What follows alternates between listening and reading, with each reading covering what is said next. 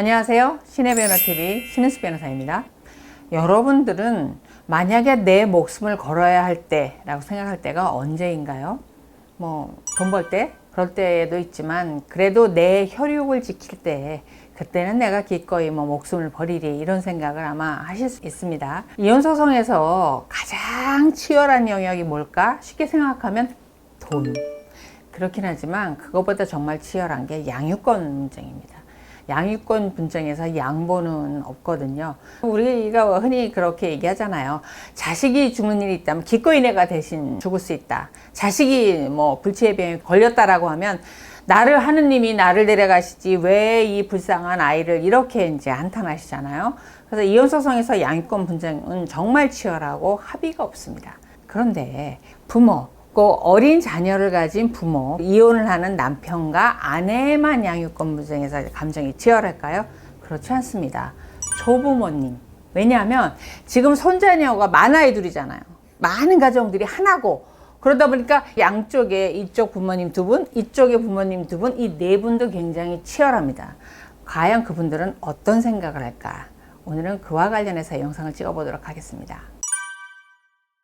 이혼소송에서 직접적으로 조부모님을 법정에 모셔서 양육권과 관련해서 관찰을 하거나 그분들의 주장을 듣거나 하지는 않습니다. 왜냐하면 한 채 건너 두 채라고 직접적인 당사자는 어린 자녀의 그 부모, 그러니까 이혼소송을 현재 하고 있는 아내와 남편분이기 때문에 조부모님이 직접적으로 대두되지는 않습니다.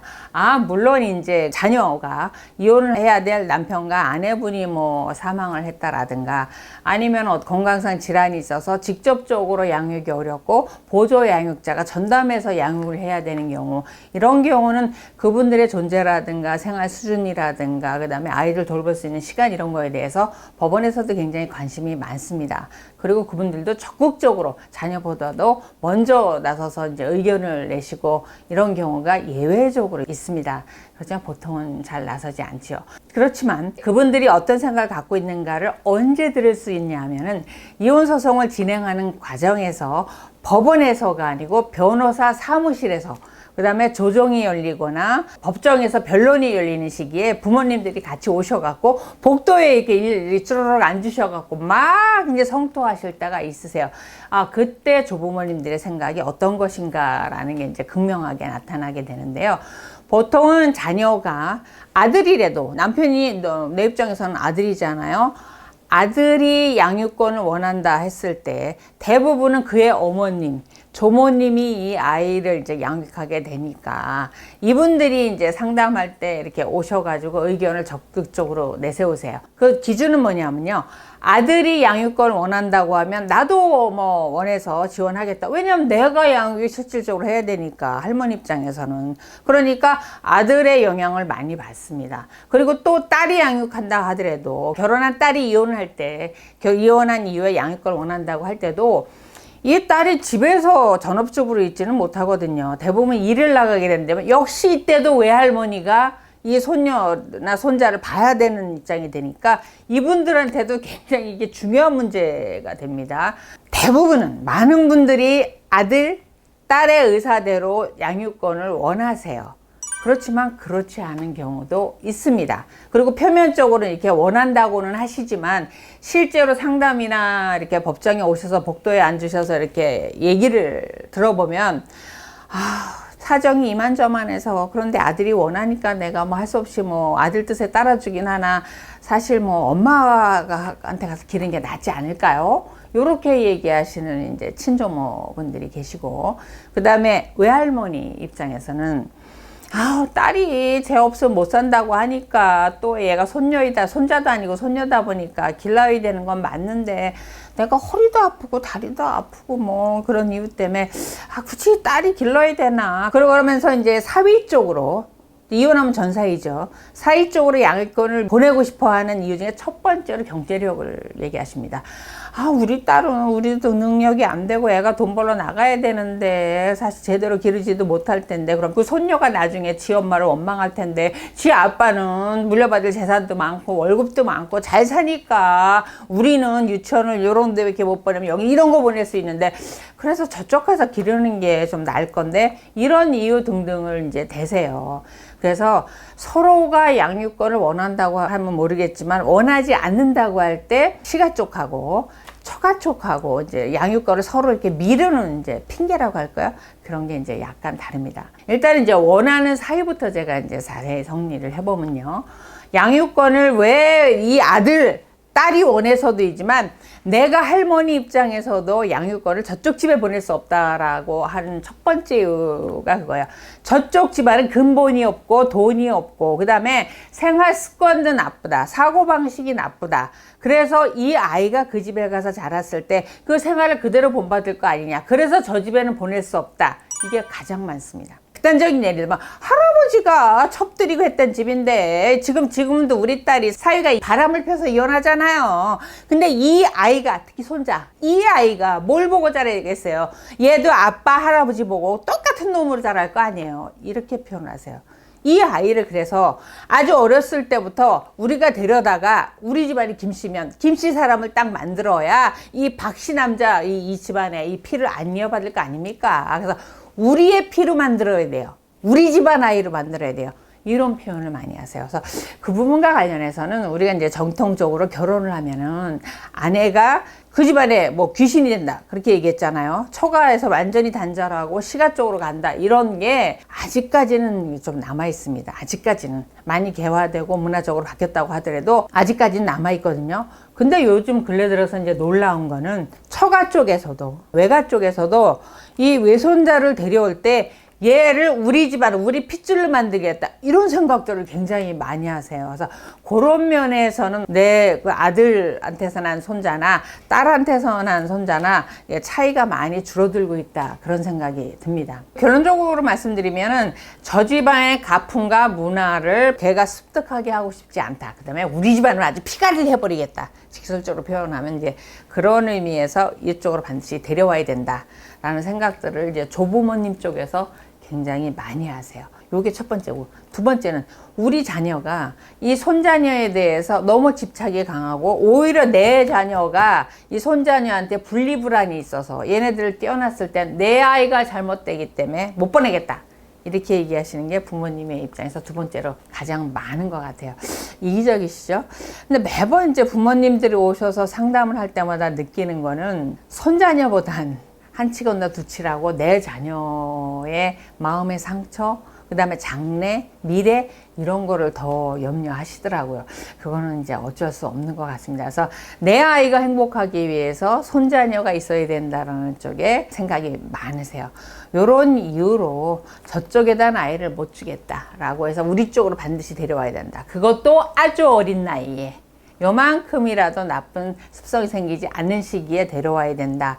조부모님께서는 그렇게 생각을 하시는 것 같더라고요. 외할머니 입장에서도 이 아이는 내가 길러야 된다라는 첫 번째가 저 집 할머니라고 표현하거든요. 그러니까 사돈이지, 안 사돈 같은 경우 게으르고, 그 다음에 너무 못됐고 이기적이고 사생활이 뭐 문란하다. 그러니까 저 집에서 제대로 교육을 받을 수가 없다. 그 다음에 또 하나가 저 집에는 지금 형제가 넷인데 넷 다 이혼을 해가지고 그 애들을 다 그 어머니가 보고 있는데 거기다가 그걸 소굴이라고 표현하신 분도 제가 봤어요.